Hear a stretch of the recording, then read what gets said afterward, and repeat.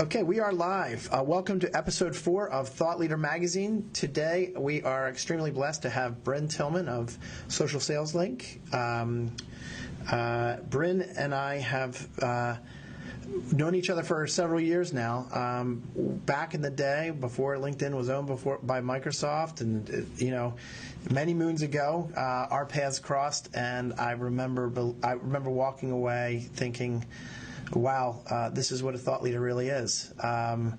Totally gifted in her space, doesn't try to be things that she's not, doesn't try to be all things to all people. She is just really, really good at knowing how to basically dominate LinkedIn and other sales training approaches. So, Brynne, welcome to the show. Thanks, Chris. I'm thrilled to be here. Yeah, so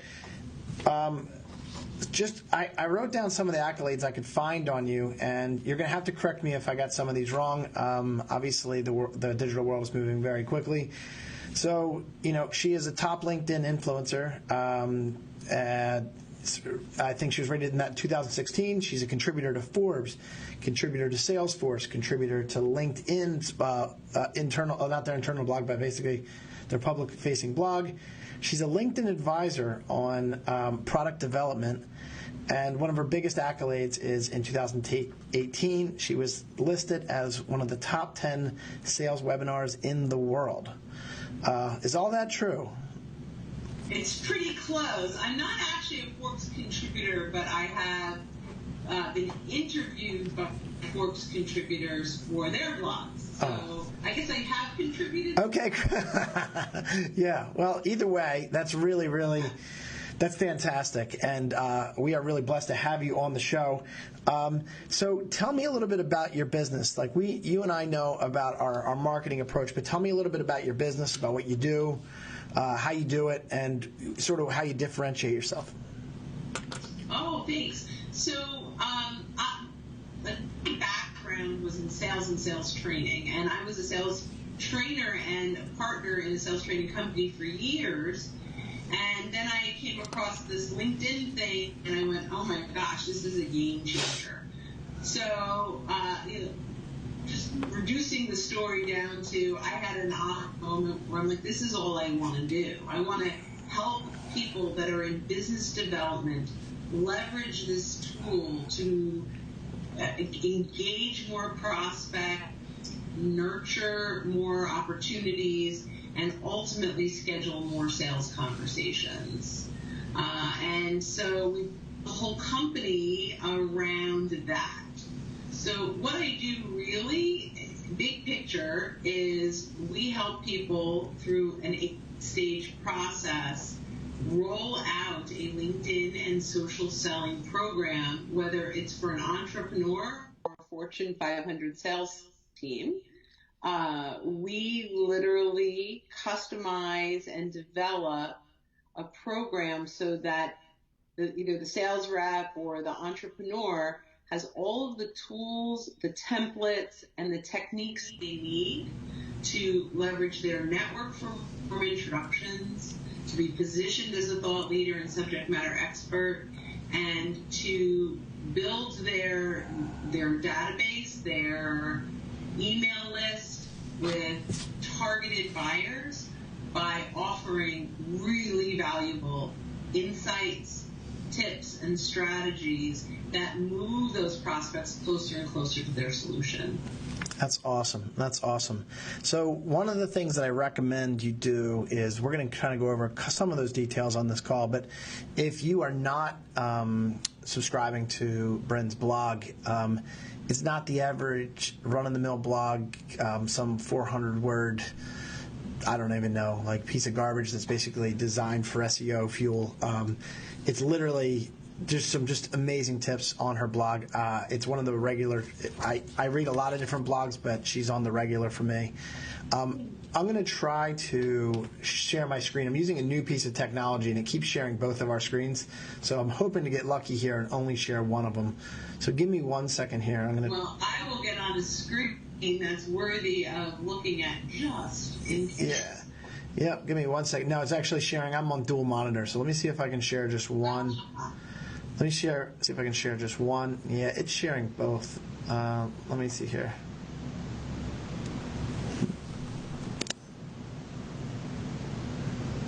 Yeah, I'm gonna have to try this again some other time.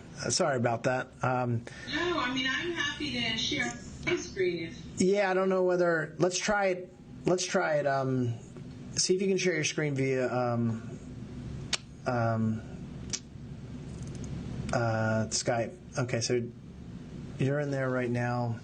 Okay, great. Now let me see if I can just make you solo here. Give me 1 second. Okay, yeah, we are good. All right, so why don't you share? I can see your screen now. Terrific. So, do you want to ask around this, or? Yeah, no, kind of unpack this for us. So when we had our preparation, we were talking about the 8 critical stages of rolling out, your social selling program, and then you were talking about the infographic that you have here, and I was wondering whether you could maybe walk through some of those through the 8 pillars here. Yeah, absolutely. So it is really important to make sure that if you are going to leverage social selling with the goal of starting more sales conversations, that you have a plan behind this and that you roll it out appropriately. Otherwise, you and your sales reps will all be really doing random acts of social instead of purposeful acts.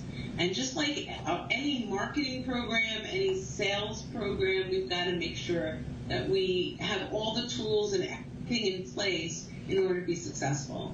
So, Chris, whenever you start any plan, we've got to start with the goals and setting what are our KPIs or key performance indicators. What are the data points that we're going to measure for success? So before you start any program, you have to determine what do we want to get out of this.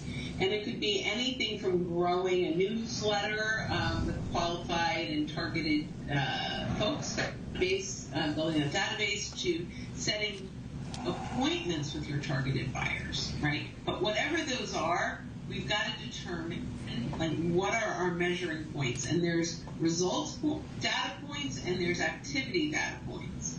So results we actually can't control. This would be, I want 3 new qualified conversations a week. And you say, well, what do you mean you can't control that? Well, it's a results goal. The only thing you can control is the activity that gets you to that result. So we want to have those result goals, but we also want to have, maybe we recognize that in order for us to have 3 conversations, we need to get 10 introductions from our warm network, our clients, our centers of influence, in order to get the 3 phone calls, whatever that might look like. And there's 100 ways to get there. But you want to make sure that you've got that established. The next thing is you've got to map your buyers. So this is like the persona, but based on LinkedIn filters. So exactly who is it we're going after? And by identifying that, we can then find more of the right people. Often we will break down the ideal client and all of the influencers and the stakeholders that were present and active in the sales process, all the way from first touch to installation and even beyond, in user. So when we can map these buyers the right way, we will then make it much simpler for us to find out who in our network can help us gain access to them. Next, select the tool stack. So we know HubSpot is one of the greatest social selling tool stacks, tools in your stack, right? Like that, from landing pages to outreach to, in a million different ways that we can use it. That's one of the tools. Other tools I like, and actually HubSpot has their own version of Calendly, which is a calendar syncing tool where people can go to a link and schedule a call with you. That's another tool I use every single day is Grammarly. If you're going to write anywhere anywhere public, you want to make sure you've got your commas in the right places, right? So you've got to figure out, is Twitter part of your tool stack? What are we using? Or do you have an employee advocacy tool where you are curating content for your your team, which actually goes right now to the develop the content strategy. So there's curating content and there's original content. And as a company, you've got to determine what am I curating and sharing, and what am I originating, and what kind of content, what landing pages do I have that convert, what is that strategy, and then how am I taking that, we're going to move now into building the custom playbook, and using those insights and that content to attract, teach, and engage my ideal buyers. So now we put together really a pretty easy to follow steps of what to do, how to connect, how to ask for warm introductions, how to get client referrals, and use those insights to really draw in the right buyers and get them really interested to take your call. We talk about these, starting more conversations and leveraging LinkedIn. Well, we need to make sure that we earn the right. So we can get introductions all day long. We can connect with all the new people all day long. But if we don't earn the right to get 15 minutes with them, they're not going to schedule with us. And so it's really important that we've got that mix down. We've got value-centric profiles. This is moving your profile from a resume to a resource. This is not, if we're not using this to find a job, we need to use this to attract, teach, and engage our buyers. And it starts with our profile. Corporate Visions has a stat that 74% of buyers choose the sales rep that was first to offer insights and value. So we might as well start with our profile when we're first connecting with them. And then, of course, there's training and measuring and ongoing coaching that we call done with you. So that, guidance, so that, there's help in really getting into those accounts, making sure that we socially surround the right people inside of an organization, and truly leverage LinkedIn to have an impact. Oh, that's great. Now, tell me a little bit about, give me like a run-of-the-mill scenario here. So I've established my KPIs, I've mapped out my buyers and stuff like that. I've got a pretty good, I have some pretty good tools set in place, right? So I go and I reach out through your program to potential targets. What does it look like on the other side? And, how do you make it not look like it's spam? If I'm not trying to downgrade what that yeah. I love that question. So number one is, this is about relationship building. I get, when people talk about using LinkedIn for lead generation, kind of roll my eyes a little bit, because when you talk about lead generation with LinkedIn, it's about automation or mass outreach. The Social Sales Link way is really about leveraging insights that are relevant and our warm market.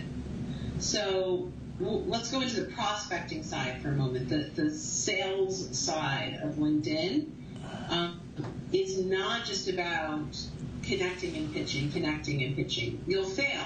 People will ignore you, and the first impression that you're giving them is that you're all about sales and you've brought no value. Based on the fact that 74% of buyers choose the sales rep that brought value, that is the direction that we need to go in at every stage. So the first piece of value is a warm introduction or permission to name drop a shared connection.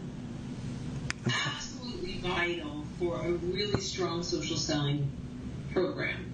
So this is about identifying who in your network knows your targeted buyer and leveraging that relationship through conversation to either get a warm introduction or get their permission to mention that you are a shared connection and that they thought you should introduce yourself.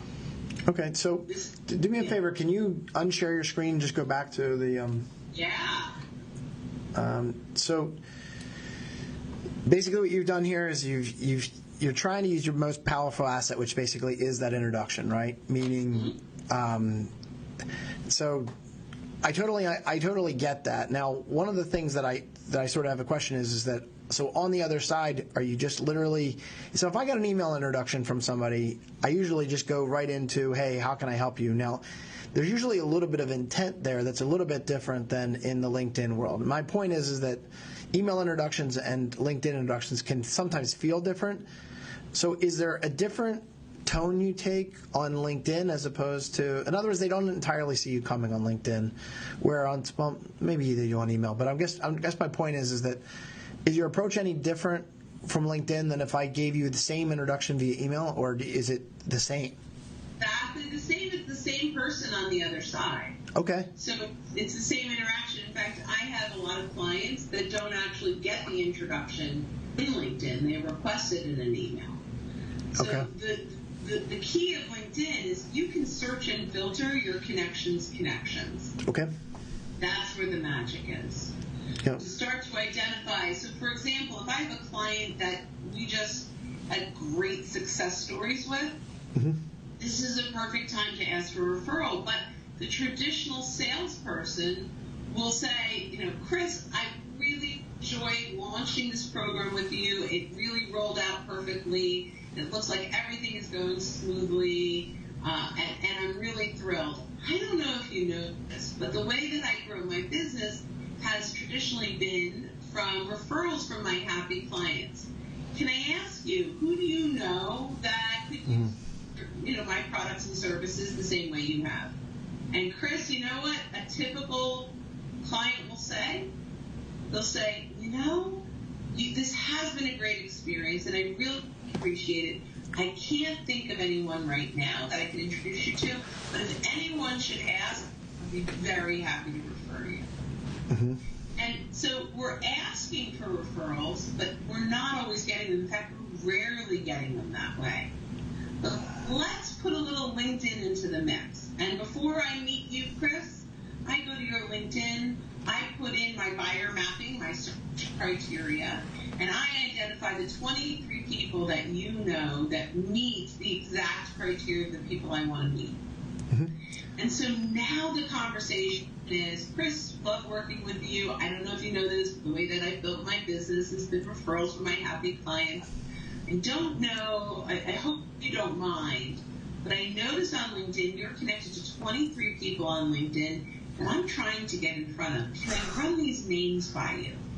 That's cool. And now we have a conversation. And 23, maybe 4 or 5 targeted people mm-hmm. that my client said, these would be good for you. Wow. Yeah, that's really cool. That's really cool. Yeah. So tell me a little bit about, so, we've identified the process. We're looking through the 8 steps. We're identifying that process. We're trying to keep the same mind frame as we were before, like, in other words, as if it was the standard email introduction and stuff like that.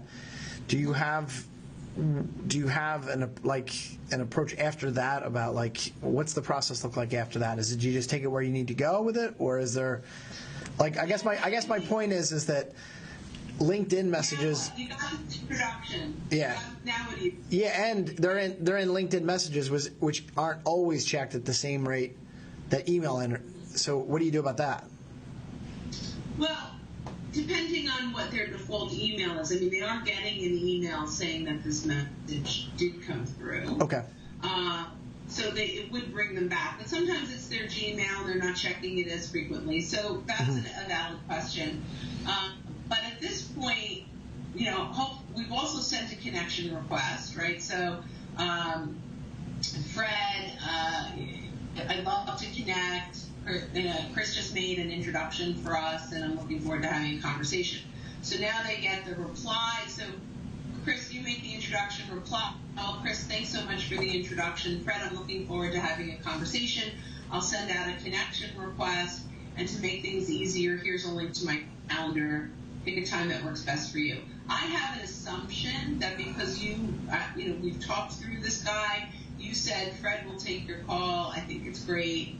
We've worded the introduction. We can talk about that, but we've worded the introduction in a way that, Chris, when you made this introduction, you're like, I don't know if you're exploring solutions, but either way, Brynne can bring some great insights that can have great value to your company and any initiatives you have around X, Y, and Z. Sure. So So now, because it's been set up to be an insights call, that's got to be the call. Okay. And I'm happy to talk through the formula of that call, but it's not a complete discovery call. It's discovery-ish, but every time you ask a question, you have to offer value and insight. Okay. And I have a whole formula on how to run that first call. But the goal of that first call, well, I'll shorten it. You get on the call, you thank them, say, other than Chris asking you to connect with me, is there anything specific you were hoping we were going to talk about? And they're either going to say yes or no. And yes, we follow their path, right? Yeah, it's a coincidence. Currently, we're searching social selling solutions, and okay, great. We're going down that path, right? But if they say, no, Chris is a great guy, he's been a wonderful resource, if he thinks that you can offer insights, I'm happy to chat. Yep. Great. And that's the direction. And that's about 90% of the calls go that way. Okay. So now when we lead down that path, it's like, well, based on Chris's introduction, I offered some insights, and I'd love to, if you're okay with this, ask you a couple of questions so that when I do offer some value that's specific to your environment, is that okay? Mm-hmm. Right, and now I am prepared with 3 questions and 3 insights, right? So I may say, so Chris, I know that you've got a pretty strong sales team. Do you have an idea of how many of them are getting warm introductions from their clients? Sure. Or are they leveraging their client relationships to get warm introductions, right? And then you're going to say, I don't know. And I can say, well, here's something that you can run past them in your next sales meeting that can really have an impact. And then I'll go through what I just said, search their connections, pull out 23 names, right? Sure. And that's a real insight. And they go, wow, I just provided value, even if they never talk to me again. Mm-hmm. Right? Then I'll move to the next call, and then the next question, and then an insight. And I'm prepared. It's almost always the same insight. Yeah. Right, I'm prepared. Sometimes it changes, and you have to be ready for that, but mostly it doesn't. Mm-hmm. And then I recap. Remember the traditional sales training, tell them what you're going to tell them what you told them. So now we kind of go, okay, here's your homework, right? We just went through 3 things. Here are the things you're going to do. All 3 of them have nothing to do with hiring me directly, but it leads to me. So he might now say, these were really great. I'm going to run these past my sales guys, and then the sales guy, we want more. What do we say? Gotcha. Right?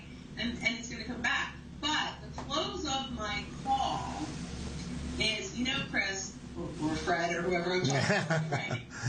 Right? So, Chris, listening to some of what you shared with me today reminds me of a client that I had a few months ago. This was their situation. Can I share with you what we did with them that really had an impact? And so that's how we bridge the insight call. So it's like kind of a soft into sales by offering a case study. Okay. That makes sense. Now the key is you have to ask permission to do that, where they feel like it was a bait and switch. Okay.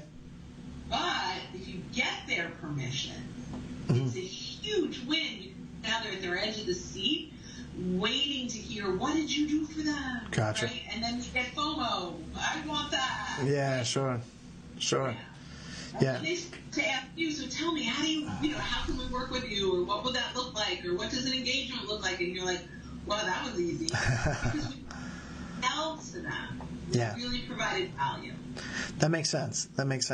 Now, just give me a garden variety of what kind of results are you getting? So we talked about a case study and stuff like that.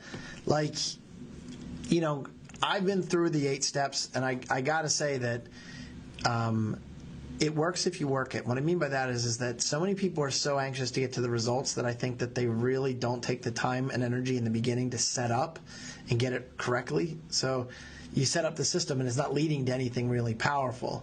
You know what I mean? Does that make sense? And so, yeah, go ahead. Yeah. And so my question is, if someone goes and they make that really big investment and set it up the right way, and I know it changes for a variety of different industries, but I'm just wondering, when you've implemented your plan, what are some of the success stories that you sort of have, and like what are expectations that individuals should have if they commit to basically doing this process? Great question.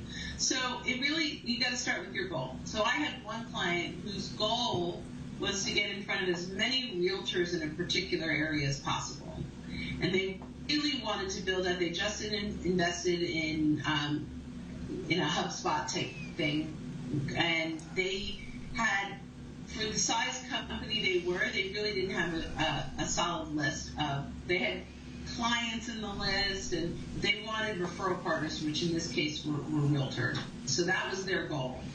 And so we set up a program where their sales reps were getting introductions into realtors. They were offering some great insights on some alternative funding, which just brings value to that realtor when they're stuck. And the goal, though, was when they connected with them, that they sent them to a landing page with an incredible, how to handle your client that gets turned down for a mortgage kind of thing. Sure. Right? And it was amazing content, and they in a few months' time doubled their email subscribership, and now they're dripping onto these realtors content.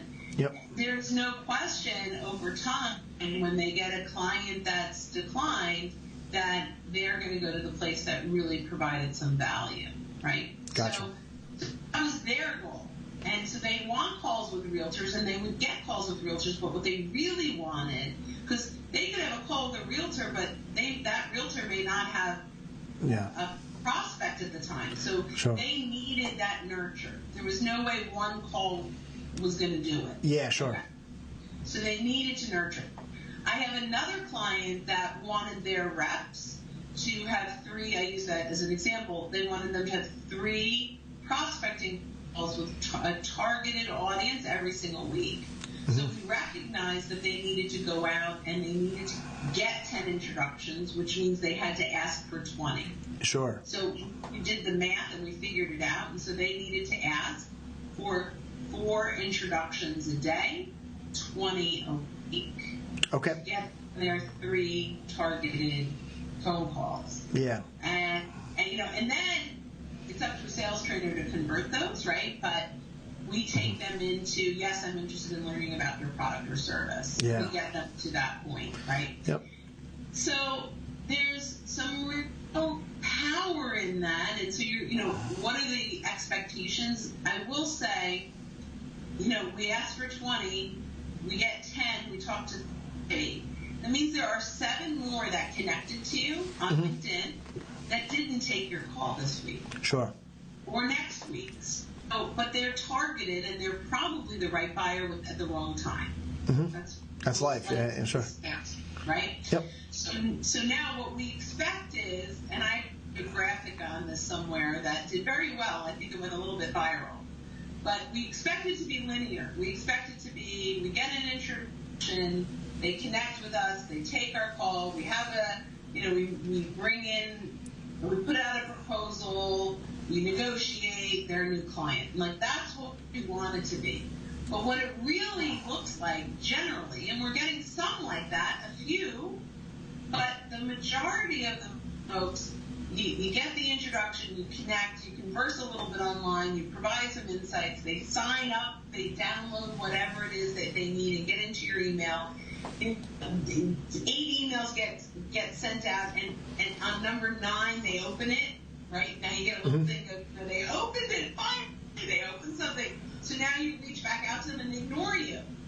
And then you send a follow-up piece of content and they thank you for that content, but not take your call. However, when your solution becomes a priority inside of their business, you're the first one they call. Right? And so it's more like a web, right, versus linear. And so that's where the content on social is vital. Because if we are not nurturing them with thought leadership, proving our subject matter expertise, bringing them real value, then they are not going to call us first. They're going to actually go out to the marketplace and Google and start searching and doing they're self-educating. Instead of saying, I've got a resource, I've got someone that's really been sharing some great content for a long time, let me reach out to her first. Yeah, that makes a lot of sense. And, that's one of the things. Well, I'll comment on the one thing that you made, and we do this a lot of times in our discovery processes, is that sometimes we'll say, let's just pretend like it's just web visitors, right? It's like how many web visitors become a lead, and then how many leads become a sale. Therefore, if I get enough web visitors, I get enough sales. Does that make sense? But I think that is like this very easy way of communicating it, but I don't find that it's always accurate. And what I mean by that is that the quality level of a target that comes from the web, if they get to your website and you don't have something quality behind it when they get to that experience, like honestly, it's like where you hold value, where you have value.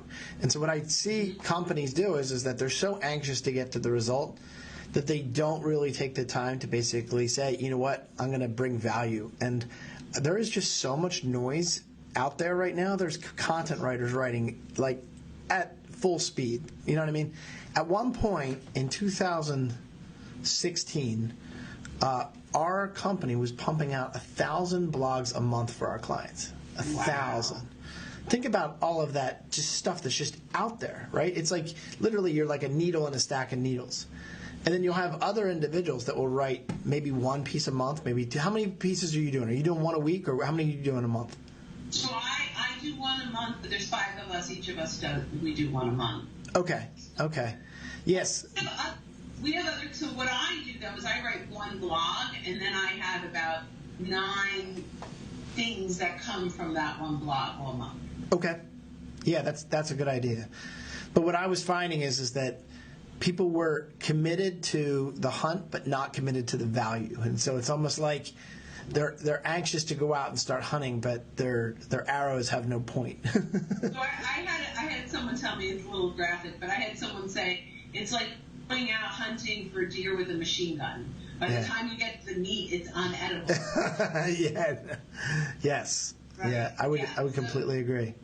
Yeah, it's a little graphic, but yeah. Right? Sure. Yeah, so that's why I really do focus on one valuable piece a month, and we do have them coming out a little more than every week. We do have a new piece of content that comes out, but we'll do a webinar around a blog post. We will do little mini videos. We'll do a couple of just live video tips. Like I wrote a blog last week on X, Y, and Z, and one major tip, and then I just do that live. And then we have we use Canva to create little images with a quote that comes from that, and then or a question about how someone would handle a situation, and then in comments we have a link back to the full post, right? Yep. So that's really important in the nurturing of your prospects. And the key is, and you said this, like, there's so much noise out there. If your prospect clicks through an average piece of content, they're not going to click through the next time. So I have a client that sells into CIOs and CTOs and CISOs, right? Like high-level tech people. And they were sending out low-level cloud thought leadership that the college kids knew about, right? Like 3 things to do with your cloud security, and it's like things that you can Google, right? And it's where do you make an impact? So there's a few things you have to think about with that content. And Chris, you know this, but you have to think, number one, if I'm going to create an aha moment. If I'm not going to create an aha moment, it's not an insight, it's just noise. Yeah. Right. Number 2, am I talking to them at the stage before they hire me? So I had one client that was sharing a ton of content that by the time someone was interested in that, they'd already hired someone else. When you think about creating content for social, it's got to be the stage before they hire you. You need to be educating them on what to do before they pick a vendor. Sure. Right? Otherwise, you're just helping them succeed with the other vendor they picked. Gotcha. Gotcha. That's really important. And the third thing you need to do is you need to capture who's reading it. And so a lot of people say, I have a lot of free content that then leads to gated content. If you don't have gated content, you will never monetize your content. Yes. Yep. It's so difficult. So those are the three elements I think that are absolutely essential to really having an impact and attracting the right people at the right time. Yeah. Yeah, that's a really great point. And what's so funny is that we do a ton of that gated content, and what happens is that people are like, oh, I never fill out your I basically never give them my contact information in exchange for like a content piece. And I was just saying, like, I say to them every time, like, you are literally like, the golden age of free content is over. Like, there's so much value for companies like me and the companies that I serve to basically gate their content that, like, you know what I mean? If you're getting it for free, like, there's a whole world on the other side of the gate that you're just not even exposed to, because we help companies basically really develop a pathway to generate leads and then to nurture leads and then convert leads. But in that process, we don't give away the golden goose for free. We literally say, you know what? We want to provide you a lot of value, but in exchange for that value, we want to get to know you and we want to unpack this and customize it right for you. And so if you don't gate it, you're not getting their contact information. You're not getting any lead intelligence on them, and it's just I don't know how to describe it. You can know at the most general sense how your Google Analytics are saying how traffic is working, but on a person-to-person basis, it's impossible. Well, HubSpot, I believe, does this, but once they're in your system and they visit your website, you get notified. Yep. That they're there, right? yeah. It's like, right? It's total magic. So Here's the thing: when they do that and you get notified, go connect with them on LinkedIn. Yeah. Go and say, people know that this is happening, right? They know you download something, someone is looking at that.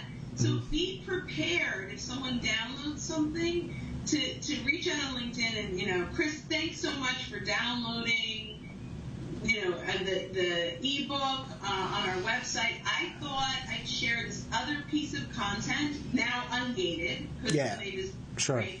So I wanted to share this other piece of content that I thought would be of value. Link, let's connect. Yeah, sure. And so I cannot believe the amount of leads that are coming into email, and no one thinks, well, maybe I'll connect with them personally.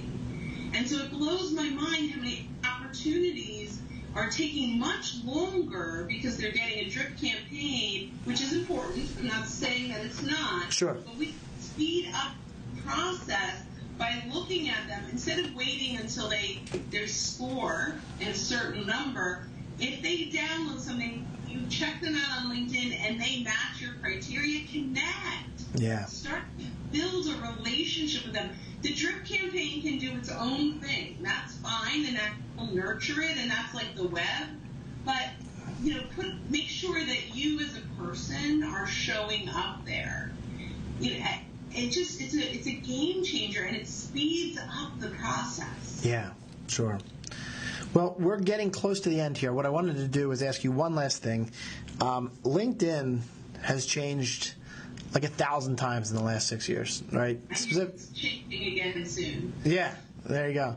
What changes do you see coming down the pike, and are they making it? I don't know how to describe it. Are they making it easier for people to succeed or harder for people to succeed? What do you find? What are you seeing? Both. Okay. So start with the good stuff. Yeah. Live video is coming. It's in beta right now. Okay. So live streaming right now. There's native video where you can create video and it uploads. Yep.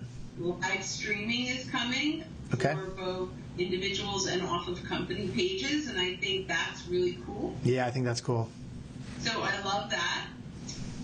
Sales Navigator has a bunch of things that are happening. That is the premium for salespeople. They have an enterprise for larger companies, and there's really big magic piece that I'm seeing roll out that I'm very excited about.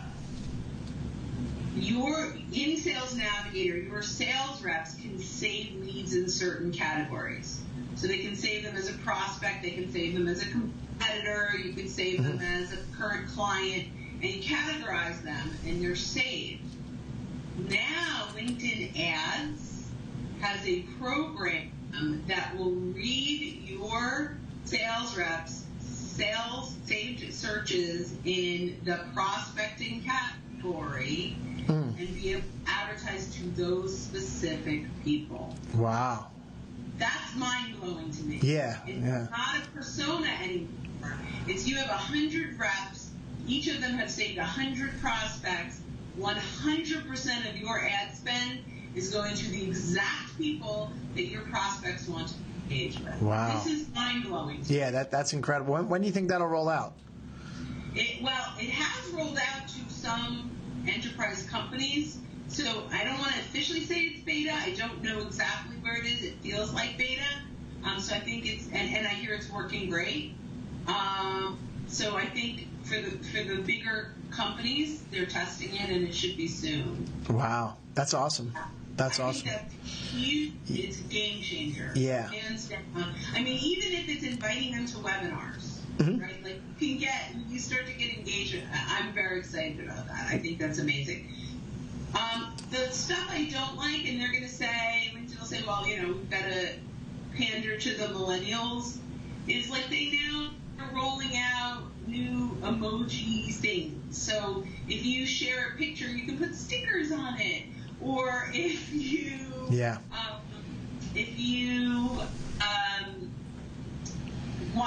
there's it's like curious, insight, like there's images instead. It's like Facebook, instead of saying I just like something, I love it.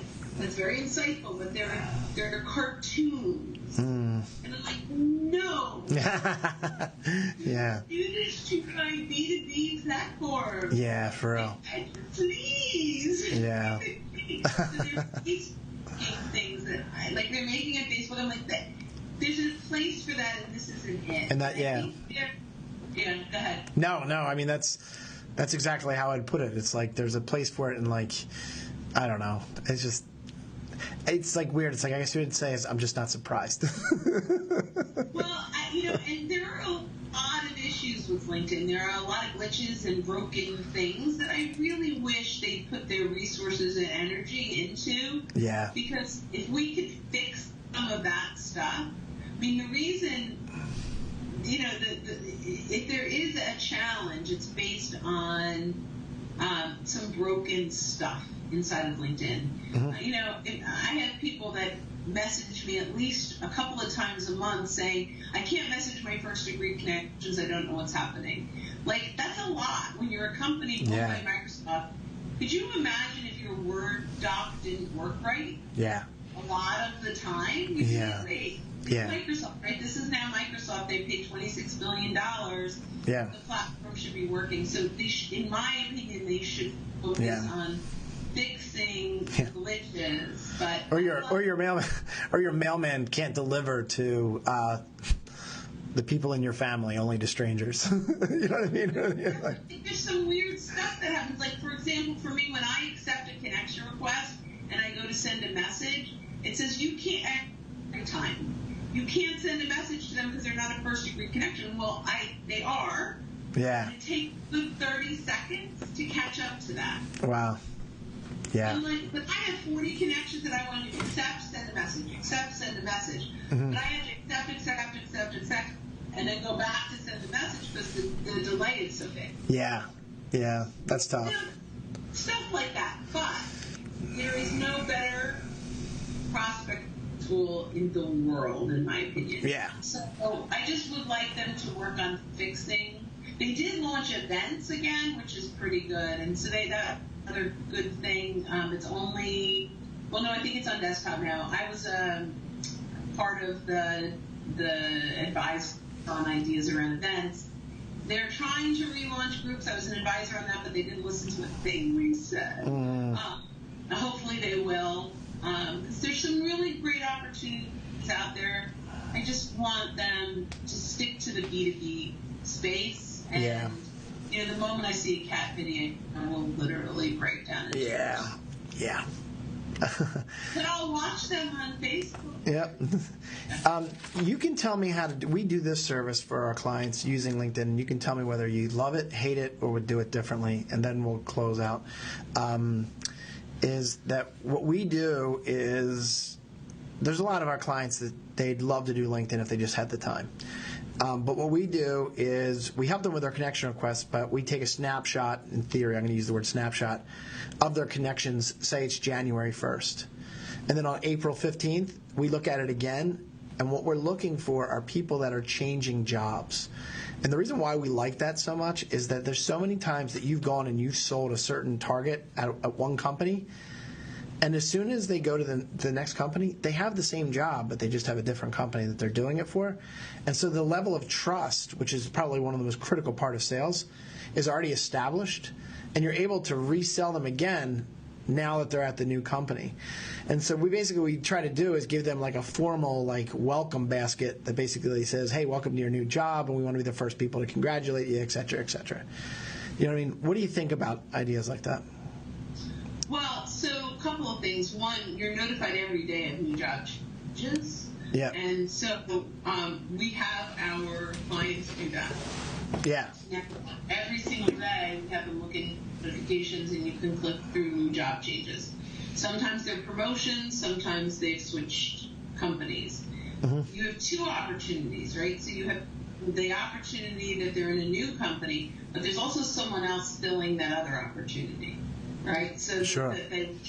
Right. So if they're not a client yet, there's an opportunity in there. If they were a client, you better get busy securing everyone around to make sure that they the value that you've brought. Sure. And they're going to have their own vendor that they're going to want to use. Yep. And actually, we each prior to that, how do you socially surround? There's a 20% turnover on average every year. That means 1 out of 5 of your contacts in your client are leaving this year. That's crazy. Right? So you've got to socially surround everyone in that organization so that you solidify your position. So when there is a change, they love you more than just your one champion internally.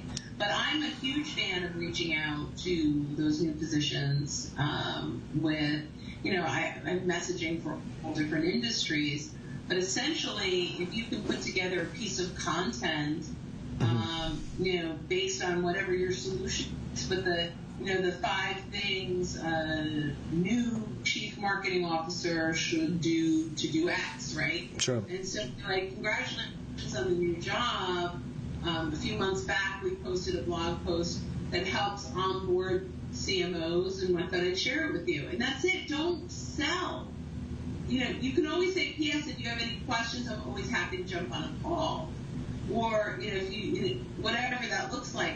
But just bring value. They will come to you. Or you can always offer to jump on an insights call. But if you pitch without having a conversation either online or offline, they're going to run.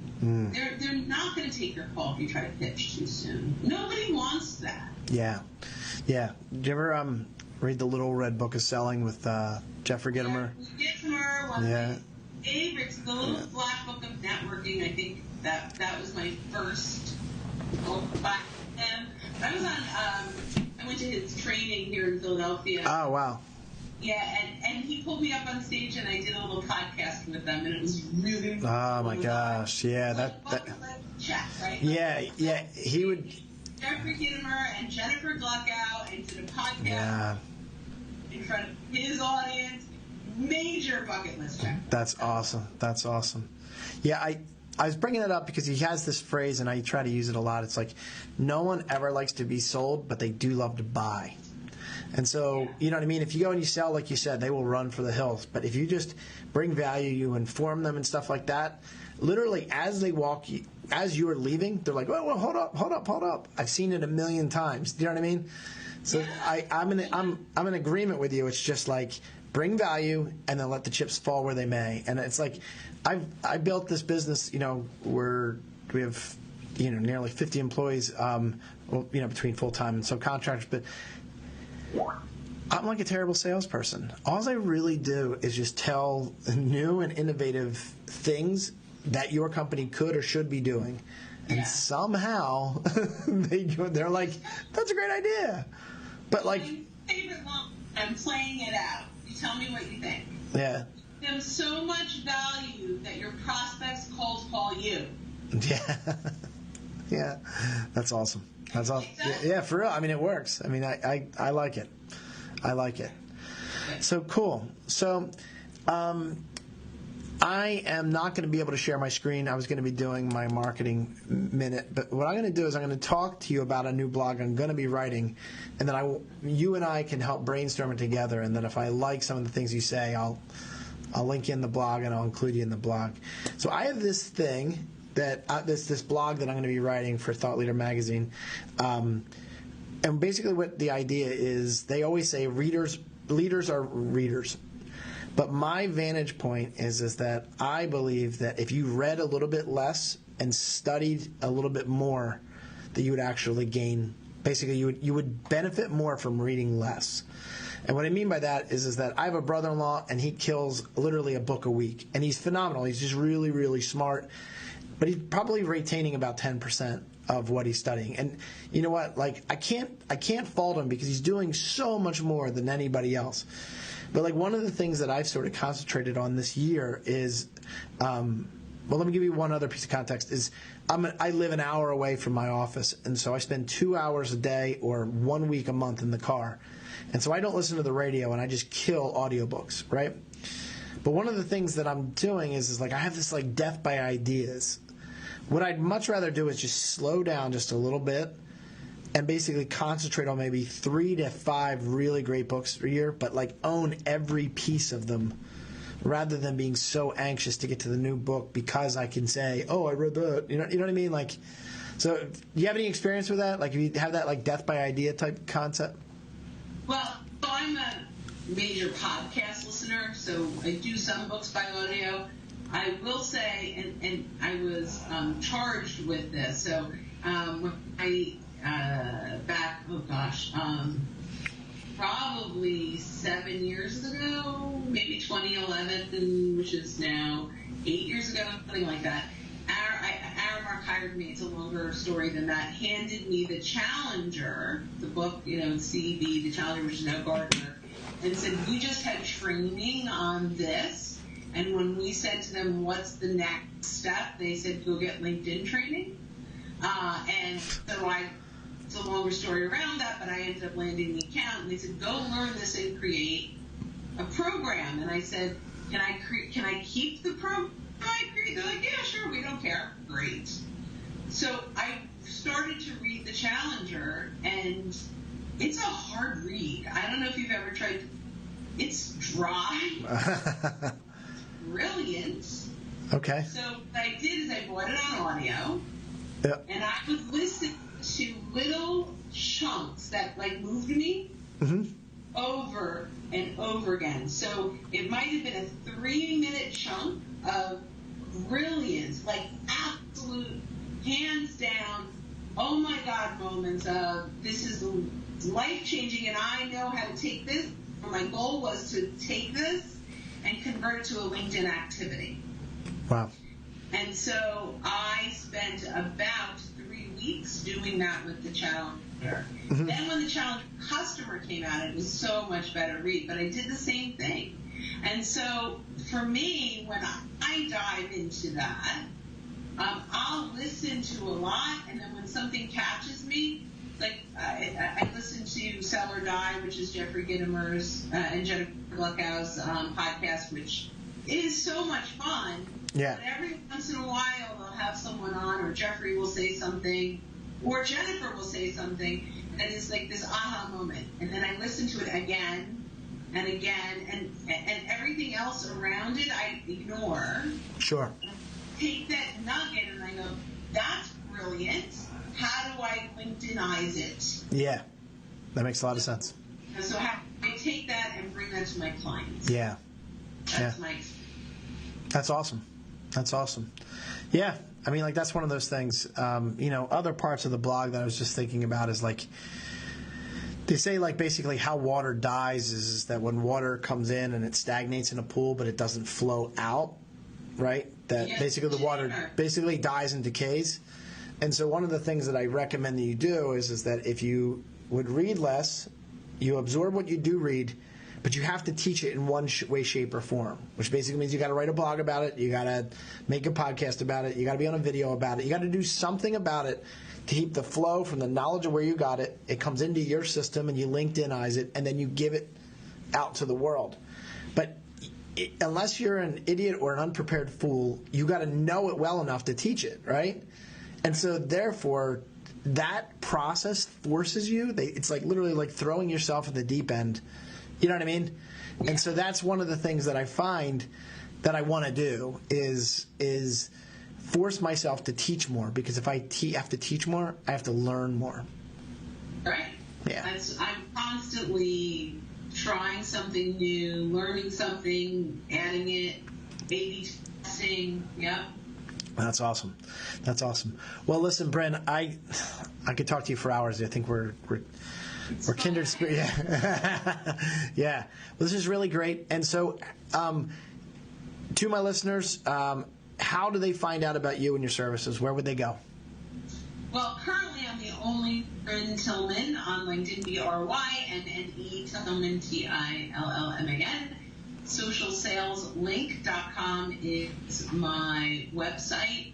And just let me know that you were on, that you're a Faratech or Chris listener, and I'll send some excellent resources. That's awesome. That's awesome. Well, we've invited Brynne to be part of Thought Leader Magazine, and we're hoping that if we can get this to work out, that you'll be seeing a whole lot more of her. I think she brings a ton of value to our listeners, and we're really excited about what's possible. So this is really great. So thank you so much for your time, and I'm hoping this is going to be the first of many conversations that we get to have on Thought Leader Magazine. People call this is my job. This is awesome. Yeah. Right? Wonderful life. Awesome. Hey, thanks again. Bye-bye.